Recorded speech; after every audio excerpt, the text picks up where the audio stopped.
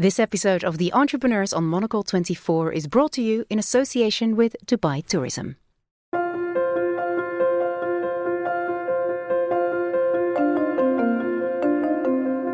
You're listening to Eureka on Monocle 24 with me, Daniel Bage, host of The Entrepreneurs. Jada Heselton is the co-founder of Fettle, a tech-driven bicycle repair company based here in the UK, which was created to vastly improve the experience of getting your bike fixed. The company has built a platform which it hopes will get more people riding, while also helping to tackle the environmental challenges cities face by working with partners and local authorities to think about mobility solutions for the future. Jada came up with the idea while working on mobility strategy for another startup here in London called Just Park. And with a massive cycling boom here, like in many cities in the past 18 months, is now helping more people to enjoy a smoother ride. Using their app, you can book a range of services based on what your bike needs, with their mechanics keeping you updated on the progress or giving you a heads up on what new parts you might need, keeping the whole process transparent. Fettle can even pick your bike up, drop it off, and maybe even keep you rolling with a loaner. Or you could pedal over to one of their growing list of retail locations. Here now is Jada. In Fettle, we are building the UK's first service-only network of bicycle workshops. So we are building out a huge network of locations, all enabled by great tech, staffed by amazing mechanics, and we're aimed at keeping cyclists safe on the streets and getting their bikes working. Sounds really good. Well, let's dig into some of that. Talk to us just about how this got started and where you started. So this got started a couple of years ago. It was in 2019. And actually myself and my co-founder Oren were working at another company called Just Park. They're effectively a startup that connects drivers with empty parking spaces. In our time there, we recognised that the landscape of mobility is changing, and we dedicate a lot of land in the UK to parking, and actually not all of that is utilised. And could that land be better utilised to serve how mobility is going to look in the future? Through our research, and we were working with lots of councils as well at the time, we kept coming back to walking and cycling being a huge part of their strategy to reduce the carbon emissions in the UK. So we knew that cycling was really, really important for the future of mobility, but we also knew from personal experience being cyclists ourselves that the bicycle repair industry is pretty outdated. It hasn't really been modernised in quite a long time. We took these two concepts and we decided to merge them together.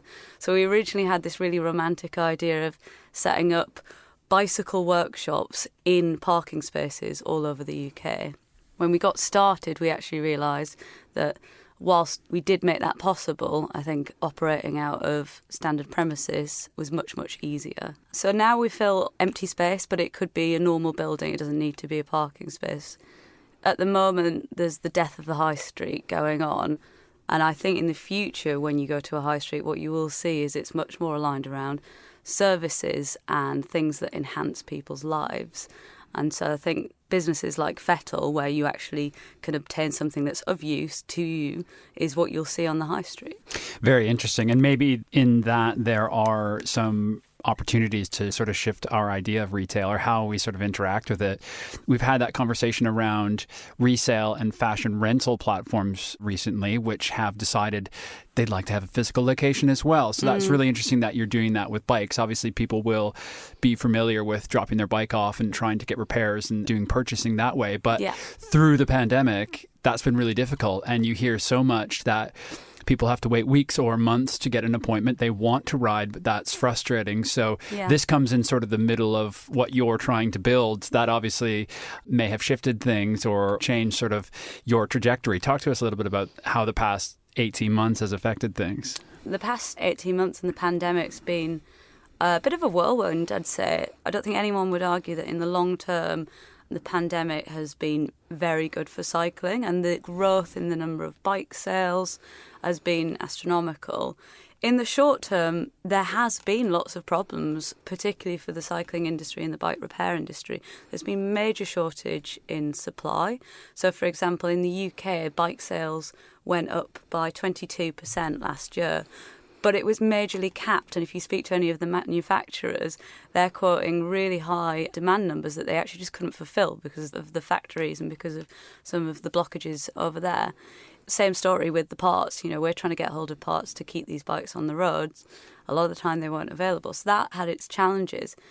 A lot of businesses that have existed for quite a long time will be able to rely on past years' historical data to be able to forecast their needs a bit more clearly. We hadn't had a full year of trading, so we were kind of operating under, according to what we know now, according to the experts that we've brought in, what can we project in a year that's like no other. So that brought challenges. I think the other thing that happened that was quite interesting was the government brought out a Fix Your Bike voucher scheme. £50 vouchers, anyone who signed up could use it and put it towards repairs, the idea being to keep people being able to commute during the pandemic. This was phenomenal. We had lots of people who came to us who perhaps wouldn't have done otherwise, so we really supported that initiative. But it did bring some challenges that because people couldn't buy new bikes and because they had these vouchers available to them, we were seeing lots of bikes coming out of sheds that haven't seen the light of day in about 10 years and require really quite specific parts that sometimes weren't even being manufactured anymore. So you've got all of these problems kind of coincided to make it, I would say it was a challenging time to operate within. I'm pleased with everything that we managed to do in that time. We still grew, we still opened workshops. We managed to do some really nice initiatives at the same time, like offering free servicing to NHS staff and bike donations to key workers. So we tried to make sure that we were growing throughout whilst also kind of getting a feel for running a new business. That's a lot to manage in a first year of trade and a first year of operating. Yeah. Let's dig in a little bit on what the business actually does and what it's about. How does this work? How do people use the service? We're all used to doing things on our phone now, ordering things to come to us. So talk to us about how it works. So when we first got started, I was previously a product manager. So I worked with developers, turning real life experiences to make them smooth with tech. So coming into this, I was quite clear from the beginning that everything had to be tech-enabled. I wanted to be able to make a booking online. I wanted to be able to understand what's going on with my bike whilst it's in the workshop. I wanted automated updates. I wanted pricing to be really clear and come across to you on an app or via text so that you can approve what's actually going on to your baby, as some people term it. And I wanted to be able to connect to people's Strava accounts so that you can recommend servicing in line with their actual needs and really just do everything we can to make the experience more in line with, as you say, modern day consumer experiences. The other thing that I was quite keen that we do and was really helpful during the pandemic is enable people to book a service where we will pick it up from their home and deliver it back to them. And that means that the geography of where our locations is, it sort of removes a little bit of the stress on the location itself because it's opened up by that collection and return service.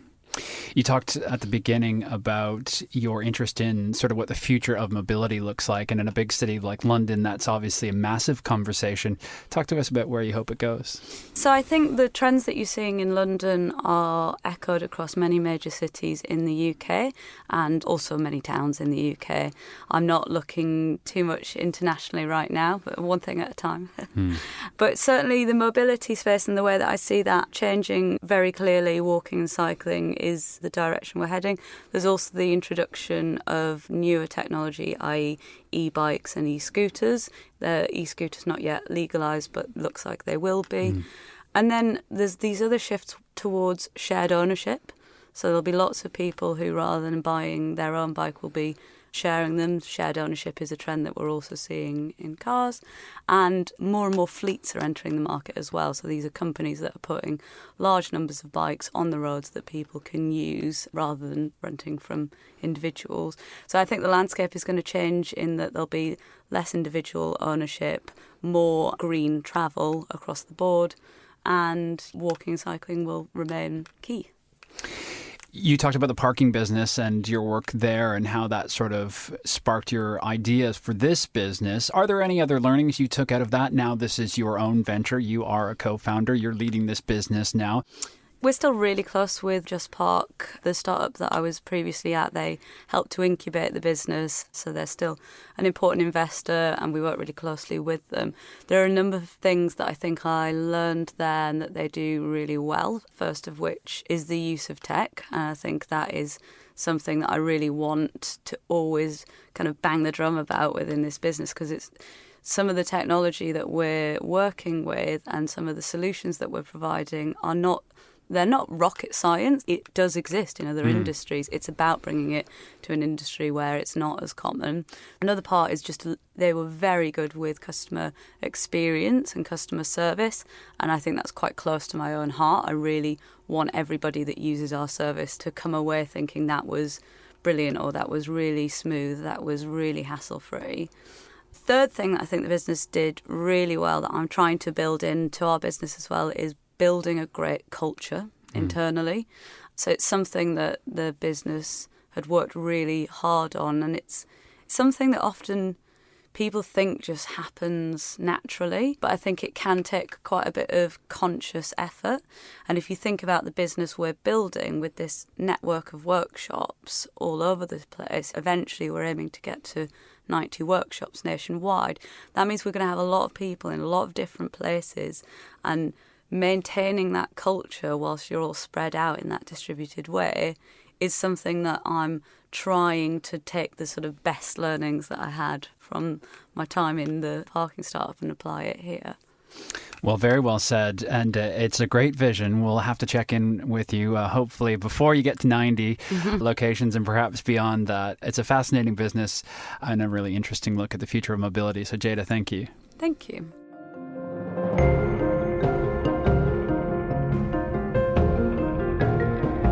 Jada Haselton, co-founder of Fettle. You can learn more at fettle.cc. My thanks to Christy Evans, who mixed and edited this show. I'm Daniel Bage. Thank you so much for listening, and goodbye.